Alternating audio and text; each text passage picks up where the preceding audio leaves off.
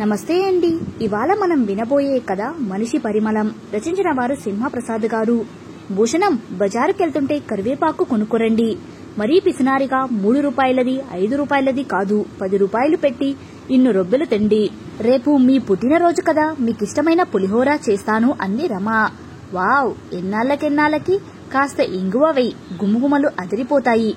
అలాగే మహానుభావ, వట్టి చేతులు ఊపుకుంటూ వచ్చి అయ్యో మర్చిపోయానే అనకండి సుమా నవ్వింది.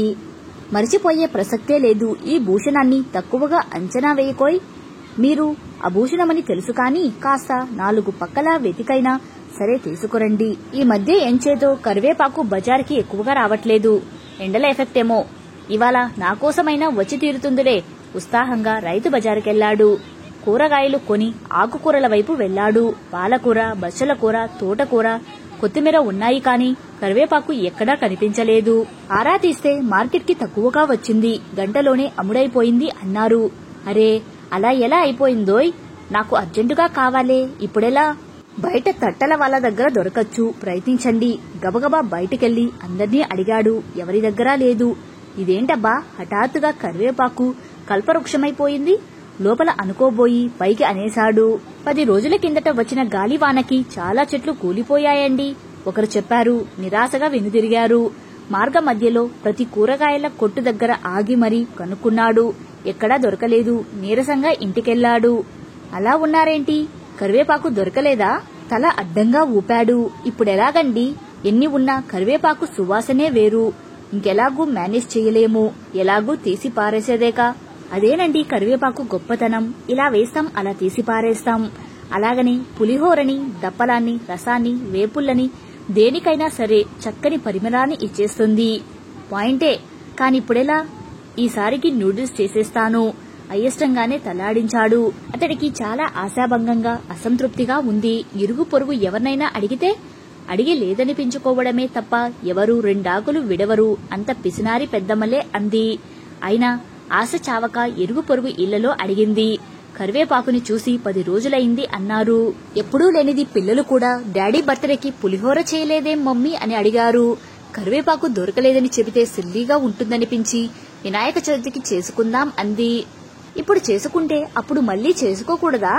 కూతురు లా పాయింట్ తీసింది. నువ్వు గడుగ్గాయివి, నీకు చెప్పలేం కాని చెప్పింది విను, పెట్టింది తిను కసురుకున్నట్టుగా అంది Rama. Daddy, next time better luck అన్నాడు 10 ఏళ్ల కొడుకు. ఆ మాత్రగే లక్ దాకా ఎందుకులేరా నవ్వాడు భూషణం. లోపల మాత్రం కరివేపాకే కదా అనుకుంటాం కాని ఇవాళ రేపు అది దొరకడమే ఓ అదృష్టమైపోయింది. అనుకోకుండా ఉండలేకపోయాడు.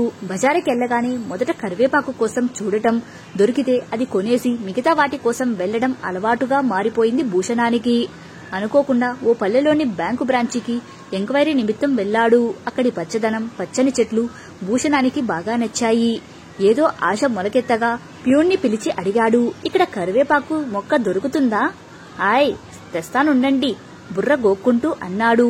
ఆఫీస్ పనిలో పడ్డాడు. తవ్విన కొద్దీ పాములు బయటపడుతున్నాయి. మేనేజర్ చెమట కక్కుతూ, గుటకలు మింగుతూ కాలు కాలిన పిల్లిలా భూషణం చుట్టూ తిరగసాగారు. ఇంతలో ప్యూను 2 కరివేపాకు మొక్కలు తీసుకుని వచ్చాడు. అమాంతం వాటిని లాగేసుకుని భూషణం దగ్గరికి పరిగెత్తుకొచ్చాడు మేనేజర్. సార్, సాధించేశాను సార్. మీకోసం ఊరంతా గాలించి 2 మొక్కలు తెచ్చేశాను. బుట్టెడు కరివేపాకు కూడా కారులో పెట్టేస్తాను సార్. మొక్కలు వంక పరమానందంగా చూస్తూ అందుకున్నారు. ఇవి చాలు. థ్యాంక్స్ ఓయ్. మేనేజర్ పొంగిపోయాడు. మీకోసం సన్నజాజులు, మల్లి పువ్వులు వగైరా వగైరా అరేంజ్ చేయమన్నారా సార్? చేతులు నలుపుకుంటూ కన్ను గీటుతూ మెల్లగా అడిగాడు. ఆ అలవాటు లేవులే. అసరే కాని ఎన్ని సెంటు సీసాలు కుమ్మించినా ఈ గబ్బు వాసన పోయేట్టు లేదు. మరీ అడ్డంగా తినేశావేంటి? ఇది నీ సొంత జాగీరనుకున్నావా? కల్లెర చేశాడు భూషణం. అతడు గబుక్కున భూషణం కాళ్ల మీద పడిపోయాడు. సార్, మీరే రక్షించాలి. పిల్లల గలవాన్ని. మీ రుణం ఉంచుకోను సార్. మెక్కిందంతా కక్కేయగలవేమో చూడు. ఉద్యోగం పోకుండా చూస్తాను సార్. కాళ్లు గట్టిగా పట్టుకుని ఏడ్చేశాడు మేనేజర్. నాకు అసహ్యం తెప్పించకు. 10 మందికి మేలు చేశానని నిన్ను మేనేజర్గా వేస్తే నువ్వు చీడపురుగులా మారిపోయావు. సిగ్గులేదు? స్టాఫ్ ముందు కసుమనేసరికి బిక్కసచ్చిపోయాడు మేనేజర్. క్యాంపు నుంచి తిరిగి వస్తూనే ఏమోయ్, నీకో గొప్ప గిఫ్ట్ తెచ్చాను అన్నాడు భూషణం. చెవికమ్మలా ఆశగా అడిగింది రమ. బంగారం కంటే విలువైంది. కరివేపాకు మొక్కలు. వీటిని బాల్కనీలో మన కుండీల్లో పాతేయ్. తాలింపులోకి కావలసినప్పుడల్లా 4 ఆకులు అలా తుంచి ఇలా వేసుకోవచ్చు. రమ పెన్నిది దొరికినట్టు మురిసిపోయింది. ఇంటి పెరట్లో తులసి మొక్క ఉన్నా లేకపోయినా కరివేపాకు మొక్క మాత్రం ఉండి తీరాల్సిందేనండి అంది మొక్కల వంక అపురూపంగా చూస్తూ. మా రమా వాక్కు వేదవాక్కే. నో అపీల్ అన్నట్టు, రమా ఈ మొక్కల్ని బాల్కనీలో బాగా ఎండపడే చోట పెట్టు. ఎండ ఎంతెక్కువ పడితే అంత బాగా ఎదుగుతుంది. మనలాగా అపార్ట్మెంట్లో గాక సొంతింట్లో ఉండేవాళ్లు అదృష్టవంతులు. హాయిగా పెరట్లోనూ ఇంటి ముందో బోరెడన్ని మొక్కలు చెట్లు పెంచుకోవచ్చు నిట్టూర్చుంది. ఉన్నంతలోనే కాళ్ళు ముడుచుకోవాలోయ్. ఆ సరిపెట్టుకోవడం సర్దుకుపోవడమే మన తారక మంత్రం. మీకంతా వేళకోలమే. 2 మొక్కల్ని కలిపి ఒకే కుండీలో నాటింది రమ. తులసి మొక్కతో పాటు వాటికి రోజూ నీళ్లు పోయసాగింది. మొక్కలు రెపరెపలాడుతూ ఎదిగాయి. దాంతోపాటు వాటి సువాసన పైకి కిందికి వ్యాపించసాగింది. పై పోర్షన్ ఆవిడ ముక్కు ఎగరేస్తూ వచ్చి, మీ ఇంట్లో నుంచి కరివేపాకు వాసన గుప్పుమని వస్తుంది. మొక్కలు పెంచుతున్నావా రమా? ఆరా తీసింది. హాహాహా లేదు లేదు అంది ఆవిడ లోపలికి రాకుండా తలుపుకి అడ్డంగా నిలబడి. తాలింపుల్లో తాజా కరివేపాకు వేస్తుండడంతో భూషణంతో పాటు పిల్లలు చాలా బావుందంటూ రమని ప్రత్యేకంగా మెచ్చుకుంటున్నారు. ఇదివరకు రసం కాస్తే ముఖం చిట్టించుకునే పిల్లలు ఇప్పుడు రసం చాలా బావుంటుంది మమ్మీ అంటున్నారు. 4 రోజుల తర్వాత ఏదో పని మీద ఇంట్లోకొచ్చిన కింద పోర్షన్ ఆవిడ మాటిమాటికి బాల్కనీలోకి తొంగి చూడటం చూసి గతుక్కుమంది రమ. బలవంతంగా ఆవలిస్తూ అంది, నాకు నిద్రొస్తుంది, మీరు వెళ్తే. ఇదిగో వెళ్లిపోతున్నా అంటూ చొరవగా బాల్కనీలోకెళ్ళింది. అక్కడ గుబురుగా ఉన్న కరివేపాకు మొక్కల్ని చూసి ముఖం చాటంత చేసుకుంది. కరివేపాకు మొక్కలు చాలా బాగున్నాయి రమా. చక్కని సువాసన వస్తుంటే ఎక్కడ్నుంచబ్బా అని జుట్టు పీక్కున్నాననుకో అంటూ గబుక్కున 4 రబ్బులు విరిచేసింది. వద్దు వద్దని ముందుకొచ్చి వారించింది రమ. నీదంతా ఉత్తభయం, ఏమీ అవ్వదు, రేపటికి రెట్టింపు చిగురుస్తుంది చూడు అంటూ తిప్పుకుంటూ వెళ్లిపోయిందావిడ. ఆ మర్నాడు ఇరుగమ్మ పొరుగమ్మ వచ్చి మాకు 4 ఆకులు కోసి రమా అని అడిగారు. ఇందాకే అన్నీ కోసి పులిహోరలో కలిపేశాను. చటుక్కున అబద్దమాడేసింది. వాళ్ళు అపనమ్మకంగా చూసి కరివేపాకు భాగ్యానికి ఎలా అందో చూడు అని చెప్పుకుంటూ వెళ్లిపోయారు. ఇక రోజు దాడి చేస్తారేమో, కర్మ. వీళ్ల నుంచి తప్పించుకోవడం ఎలాగండి దిగులుగా అంది భూషణంతో. పోనీలేవే, అడిగింది కరివేపాకే కదా, ఊరికే వస్తున్నదే కదా. అడిగిన వారికల్లా లేదనకుండా 2 ఆకులు విదిలించు. ఒక్క రోజుకే మొక్క మాడైపోయింది. అవ్వదు, కోసే కొద్దీ చిగురిస్తుంది. పైగా కరివేపాకు దానం శ్రేష్టం అన్నారు. ఎవరు? నేనే. మీకన్నీ హాస్యాలే. ఆ మొక్కని మీరెంత కష్టపడి తెచ్చారో మరిచిపోయారా? కరివేపాకు లేనందున మీ పుట్టినరోజుకి పులిహోర చెయ్యలేకపోయానన్న బాధ ఇప్పటికీ నన్ను వేధిస్తోంది. ఎవరేమనుకుంటే అనుకోనియండి, నేను మాత్రం కరివేపాకు కోసివ్వను. ఏదో మన అదృష్టం కొద్దీ మంచి రకం మొక్కలు దొరికాయి అన్నట్టు ఈ మొక్కలిచ్చిన ఆ మేనేజర్కి ఏమైనా ఫేవర్ చేశారా? బ్యాంకుకి పెద్ద కన్నం పెట్టాడు, అందుకని కరివేపాకులా తీసిపారేశాను. సస్పెన్షన్లో ఉన్నాడు. పాపం. పాపాత్ముల గురించి ఆ పదం వాడకూడదు. మరి పుణ్యాత్ములెవరో? నలుగురికి చేతనంత సాయం చేసేవారు. ఇల్లు గుల్ల చేసుకున నవ్వింది. కరివేపాకు మొక్కలు ఏపుగా ఎదిగాయి. కుండి చిన్నదైంది. పెద్ద సిమెంట్ తొట్టి తెచ్చి దానిలోకి మార్చారు. బాల్కనీలోకి ఉదయం 10 దాకా చక్కగా ఎండ వస్తుందేమో. జంట మొక్కలు రెపరెపలాడుతూ విస్తరిస్తున్నాయి. దాని సువాసన నలుదిక్కులకు ఎక్కువగా వ్యాపిస్తోంది. దాంతో కరివేపాకు కోసం వచ్చే జనం ఎక్కువయ్యారు. ఆకుల్లేవు, చిగురు లేదు, మొక్కలు చీడ పట్టింది అంటూ వంకలు పెడుతోంది. మరీ తప్పనప్పుడు, మొహమాటం అడ్డొచ్చినప్పుడు సనుక్కుంటూనే 2 రబ్బలు ఇస్తోంది రమ. ఇంట్లో మాత్రం ధారాళంగా వాడేస్తోంది. వారానికోసారి కరివేపాకు పచ్చడి చేసి వారమంతా ఉపయోగిస్తోంది. కరివేపాకు ఎండబెట్టి పొడి చేసి అక్కకి చెల్లికి ఇడ్లీల్లో నంచుకోవడానికి బావుంటుంది అంటూ పంపేస్తోంది. హఠాత్తుగా పల్లెలో ఉంటున్న భూషణం తల్లి ఆరోగ్యం విషమించింది. ఫోన్ రావటం ఆలస్యం. దొరికిన ట్రైన్లో దొరికిన టికెట్ తీసుకున్నారు. ఇంటికి తాళం వేసి హడావిడిగా బయలుదేరారు. ఇప్పుడో ఇంకో గడియకు చిలుక ఎగిరిపోద్ది అనుకున్నది వారం రోజులు సాగింది. తిరిగి వెళ్లలేక, అక్కడే ఉండలేక నానా ఇబ్బంది పడ్డారు. స్కూల్ పోతుందని పిల్లలు గొడవ పెట్టసాగారు. భూషణానికి అదనపు సెలవు మంజూరవ్వడంతో అతడు కాస్త స్థిమితంగానే ఉన్నాడు. రమకి కరివేపాకు మొక్క బెంగ పట్టుకుంది. ఎప్పుడెళ్తామో తెలియకుండా ఉంది. అక్కడ కరివేపాకు మొక్క ఎలా ఉందో ఏమో. చెంబుడు నీళ్లు పోసే దిక్కులేక ఎండి మాడిపోతుందేమోనండి. కళ్ళొత్తుకుంది రమ.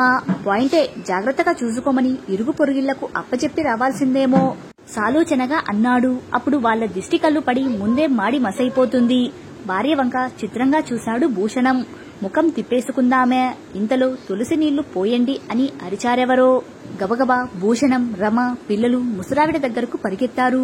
తులసి నీళ్లు ఆవిడ నోరు బలవంతంగా విడదీసి పోశారు. ఆవిడ గుటక వేయలేదు. గొల్లుమన్నారంతా. ఊరంతా తరలి వచ్చింది. దొడ్డమ్మ దొడ్డమ్మ అంటూ పోయినావిడ గురించి ఎన్నో చెప్పుకొచ్చారు. ఇంటి పెరట్లో పూల మొక్కలకు పూసిన పూలు, చెట్లకు కాచిన కాయలు, పండ్లు వాడకంతటికి పంపకాలు పెట్టేదట. కూరకేం లేదని ఎవరొచ్చి నోరు తెరిచి అడిగినా కూరగాయలో, ఆకుకూరలో ఏవోటి పెట్టేదట. కాని వట్టి చేతులతో వెళ్లనిచ్చేది కాదట. అసలలా పెట్టడానికే దొడ్డి నిండా రకరకాల మొక్కలు, చెట్లు పెంచేదట. పండగలకు, పబ్బాలకు దొడ్డమ్మ ఇంటి ముందరి మామిడి చెట్లు ఆకులు కావాల్సినవి తీసుకెళ్లేవారట. మంగళవారం, శుక్రవారం అని లేకుండా ఏ రోజున, ఏ ఏలా తీసుకెళ్లినా పల్లెత్తు మాట అనేది కాదట. మామిడికాయల కోసం పిల్లలు రాళ్లు విసురుస్తుంటే వారించి కొంకె ఉన్న కర్రతో స్వయంగా కోసిచ్చేదట.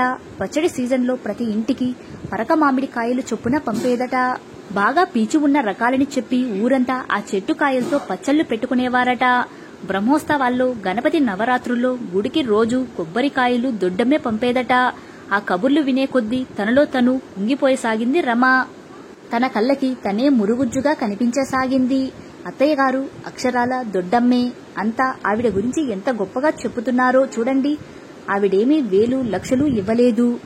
గుప్పెడు ఆకులు, కాసిన కాయలు ఇచ్చింది. ఆ మాత్రం దానికే దేవతలా పొగిడేస్తున్నారు.